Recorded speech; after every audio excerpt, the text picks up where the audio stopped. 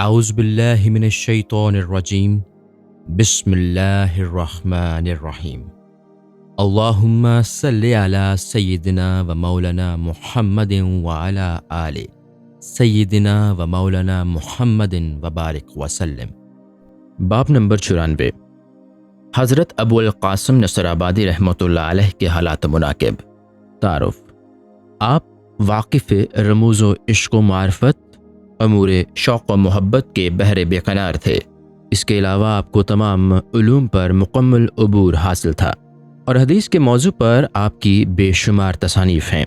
تمام لوگ آپ کو صاحب سلسلہ بزرگ تصور کرتے ہیں۔ حضرت شبلی رحمۃ اللہ علیہ کے بعد آپ کو خراسان کا استاد تسلیم کرتے تھے۔ آپ حضرت شبلی سے بیعت تھے اور بہت سے بزرگوں سے شرف نیاز بھی حاصل کیا۔ مدتوں مکہ معظمہ میں مجاور کی حیثیت سے زندگی گزاری۔ حالات۔ آپ کے جذب و وجد کا یہ عالم تھا کہ ایک مرتبہ کعبہ کے نزدیک آگ روشن دیکھ کر اسی کا طواف شروع کر دیا، اور جب اس کی وجہ پوچھی تو فرمایا کہ میں نے اللہ تعالیٰ کو برسوں کعبہ میں تلاش کیا لیکن نہیں ملا، اور اب یہاں بھی اس کی جستجو میں آیا ہوں، شاید وہ یہاں مل جائے، اور اس کی جستجو میں اپنے ہوش و حواس کھو بیٹھا ہوں۔ یہ جملے سن کر لوگوں نے آپ کو نیشاپور سے نکال دیا۔ آپ نے ایک دن کسی یہودی سے یہ سوال کیا کہ مجھے خربوزہ خریدنے کے لیے نصف وانگ رقم دے دے، لیکن اس نے جھڑک دیا۔ اس کے باوجود بھی اس کے پاس 3-4 مرتبہ جا کر اپنا سوال دہرایا، مگر وہ ہمیشہ تلخ کلامی سے جواب دیتا رہا، اور جب آخری بار آپ نے اس سے سوال کیا تو اس نے کہا کہ تم عجیب قسم کے انسان ہو، اتنی مرتبہ منع کر دینے کے باوجود بھی اپنے سوال سے باز نہیں آتے۔ آپ نے فرمایا کہ اگر فقراء اتنی سی بات پر خوفزدہ ہو جائیں تو ان کو اعلی مدارج کیسے حاصل ہو سکتے ہیں؟ یہ قول سن کر وہ یہودی خلوص قلب کے ساتھ مشرف باسلام ہو گیا۔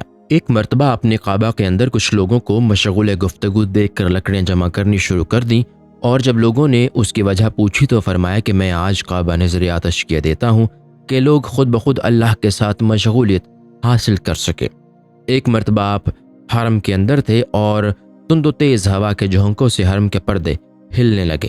آپ کو یہ منظر بہت اچھا معلوم ہوا اور اپنی جگہ سے اٹھ کر پردہ پکڑ کر فرمایا، گفت اے رانا عروس سرفراز، درمیاں تو کہہ بنشتہ بناز۔ اے پردے، تو نے جو خود کو دلہن کی طرح آراستہ کیا ہے، بتا کہ تیرے اندر کون صاحب ناز جلوہ فرما ہے، جبکہ مخلوق شدت پیاس اور گرمی کی وجہ سے ببول کے پتوں کی طرح تباہ ہے۔ اے حرم، اگر تجھ کو اللہ تعالیٰ نے ایک مرتبہ بیتی فرمایا ہے تو 100 مرتبہ ابدی بھی فرمایا ہے۔ آپ نے توکل اللہ 70 حج کیے اور ایک مرتبہ سفر حج کے دوران ایک کتے کو بھوک سے نڈھال دیکھ کر فرمایا کہ ہے کوئی جو ایک روٹی کے معاوضہ میں مجھ سے 40 حج کا ثواب خرید لے۔ یہ سن کر ایک شخص نے حامی بھرتے ہوئے آپ کی خدمت میں ایک روٹی پیش کر دی اور آپ نے 40 حج کا ثواب اس کی نظر کر دیا۔ روٹی لے کر آپ نے اس فاقہ زدہ کتے کو کھلا دی۔ یہ واقعہ سننے کے بعد ایک بزرگ نے آپ کے پاس پہنچ کر غضبناک لہجہ میں فرمایا کہ کیا تو نے اپنے نزدیک یہ بہت بڑا کارنامہ انجام دیا ہے، جبکہ اس کی اہمیت اس لیے بھی کچھ نہیں کہ حضرت آدم نے تو 2 گیہوں کے نفس 8 جنتوں کو فروخت کر دیا۔ یہ سن کر آپ سرنگو ہو کر ایک کونے میں جا بیٹھے۔ ایک مرتبہ موسم گرما میں جبل رحمت پر آپ کو تیز بخار آ گیا۔ اس وقت آپ کے ایک اجمی دوست نے پوچھا کہ کیا کسی چیز کو آپ کی طبیعت چاہتی ہے؟ فرمایا کہ ٹھنڈے پانی کی خواہش ہے۔ یہ سن کر وہ اس لیے بہت پریشان ہو گیا کہ گرمی کے موسم میں سرد پانی کہاں سے لاؤں، پھر بھی ایک آب خورا لے کر پانی کی جستجو میں چل پڑا۔ راستہ میں اچانک ابر آیا اور اولے پڑنے لگے، اور تمام اولے سمٹ کر اس جگ کے پاس جمع ہو گئے۔ یہ دیکھ کر اس نے سمجھ لیا کہ یہ سب آپ ہی کی کرامت کا ظہور ہے، اور تمام اولے آب خورے میں جمع کر کے آپ کے سامنے پیش کر دیے۔ اور جب آپ نے سوال کیا کہ موسم گرما میں تم یہ سرد پانی کہاں سے لے آئے، اس نے جب پورا واقعہ بیان کر دیا تو آپ کو خیال پیدا ہوا کہ یہ صرف میری کرامت کی وجہ سے ہوا ہے۔ اس لیے نفس کو ملامت کرتے ہوئے فرمایا کہ تجھے تو سرد پانی کے بجائے گرم پانی ملنا چاہیے۔ ایک مرتبہ دوران سفر جنگل میں آپ کو بے حد تھکان محسوس ہوئی، لیکن اتفاق سے جب چاند پر آپ کی نظر پڑی تو اس پر یہ لکھا ہوا دیکھا، فصل فی قہم اللہ، یعنی اللہ تمہارے لیے کافی ہے۔ یہ دیکھ کر محبت سے قوت آ گئی، جس کی وجہ سے بہت تقویت پہنچی۔ ایک مرتبہ آپ کو خلوت میں یہ الہام ہوا کہ تو بہت بیہودہ باتیں کرتا ہے، اس کی سزا میں ہم تیرے اوپر مصیبت نازل کریں گے۔ آپ نے عرض کیا کہ اگر تو میری یادگوئی کی مخالفت کرے گا تو میں بھی اس سے باز نہیں آؤں گا۔ پھر الہام ہوا کہ ہمیں تیری یہ بات پسند آئی۔ آپ نے فرمایا کہ ایک مرتبہ میں حضرت موسیٰ کے مزار کی زیارت کے لیے حاضر ہوا تو میں نے ہر ذرہ سے ارنی کی صدا سنی۔ آپ نے فرمایا کہ ایک مرتبہ سفر حج کے دوران میں نے ایک کوے کو اذیت و بے چینی کے دوران زمین پر تڑپتے ہوئے دیکھ کر یہ قصد کیا کہ اس پر سورہ فاتحہ پڑھ کر دم کر دوں، لیکن ادا آئی کہ اس کو یوں ہی تڑپنے دو کیونکہ یہ اہل بیت کا دشمن ہے۔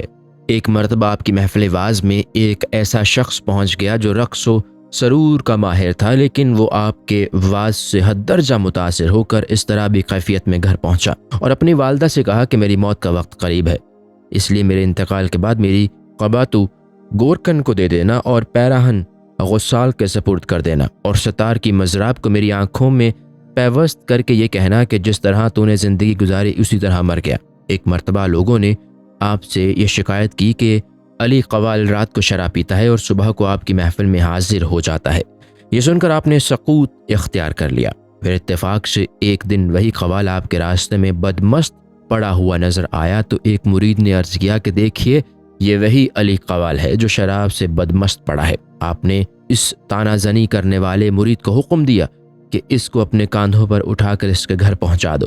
چنانچہ اس مرید نے بادل نخواستہ اپنے کاندھوں پر ڈال کر اس کے گھر پہنچا دیا، لیکن ہوش آنے کے بعد اس قوال نے آپ کے ہاتھ پر ایسی توبہ کی کہ بعد میں درجہ ولایت تک پہنچا۔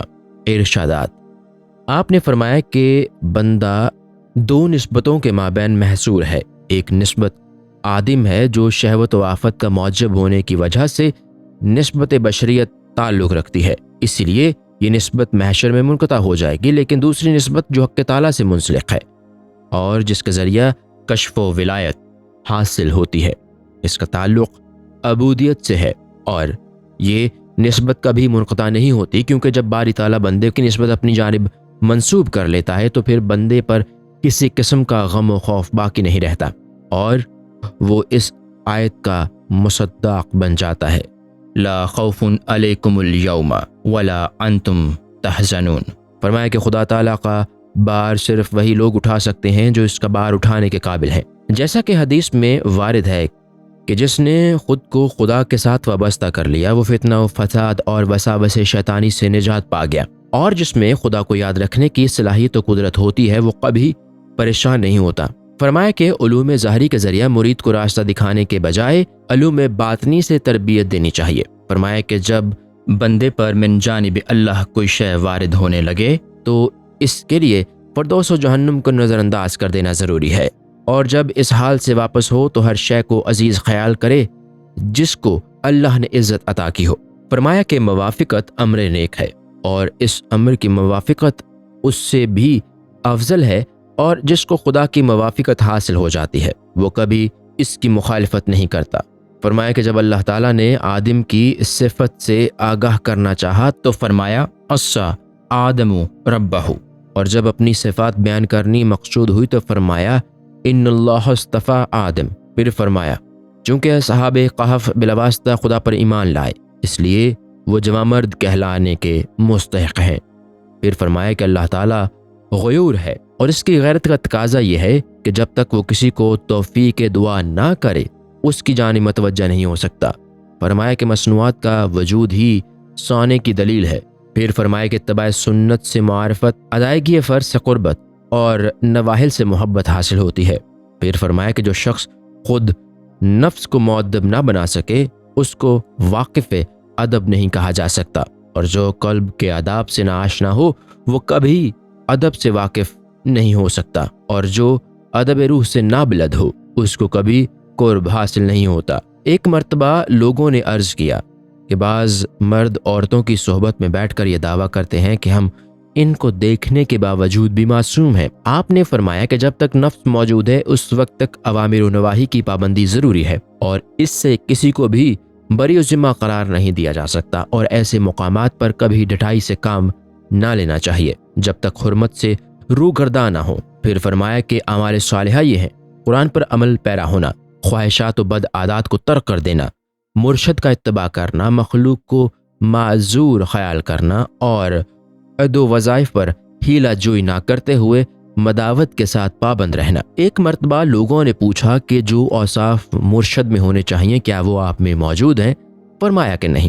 ان کے چھوٹ جانے کا غم اور نہ حاصل کرنے کا افسوس ہے۔ پھر لوگوں نے سوال کیا کہ آپ کی کرامتیں کیا ہیں؟ فرمایا کہ اہل نصر آباد نے تو پاگل کہہ کر مجھے وہاں سے نکال دیا، نیشاپور میں پہنچا تو وہاں بھی یہی سلوک کیا گیا، بغداد میں حضرت شبلی کی خدمت میں رہا اور چند ہی سال میں 2-3 ہزار افراد واصل اللہ ہوئے، لیکن میرا ذکر نہیں آیا۔ لوگوں نے سوال کیا کہ آپ کی تعریف کیا ہے؟ فرمایا کہ ممبر پر سے اس لیے اتارا گیا کہ اس کی مجھ میں اہلیت نہیں۔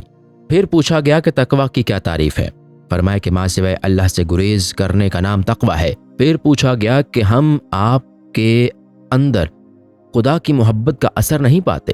فرمایا کہ تم سچ کہتے ہو، لیکن میں آتش محبت میں جلتا رہتا ہوں۔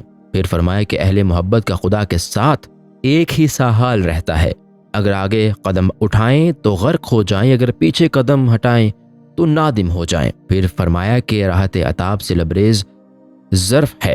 پھر فرمایا کہ ہر شے کے لیے ایک قوت ہوا کرتی ہے، لیکن روح کی قوت سما ہے۔ فرمایا کہ قلب جو کچھ حاصل کرتا ہے اس کی برکتیں جسم پر ظاہر ہوتی ہیں، اور روح جو کچھ حاصل کرتی ہے اس کی برکتیں قلب پر وارد ہوتی ہیں۔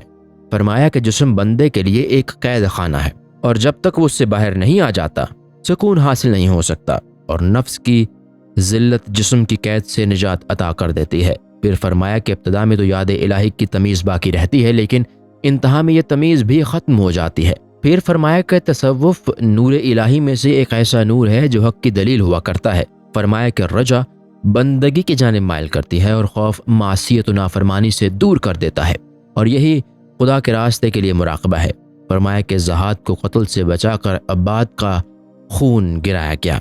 حضور اکرم صلی اللہ علیہ وسلم نے فرمایا کہ کچھ قبرستان ایسے بھی ہوتے ہیں جن کے چاروں کونوں کو ملائکہ اٹھا کر ان میں دفن شدہ لوگوں کو بلا حساب و کتاب جنت میں جھڑک دیں گے، اور انہی میں سے جنت البقیع کا قبرستان ہے۔ اسی لیے حضرت ابو عثمان نے اپنی قبر وہاں کھدوا رکھی ہے، اور ایک دن جب حضرت ابو القاسم کا وہاں سے گزر ہوا تو پوچھا کہ یہ کس کی قبر ہے؟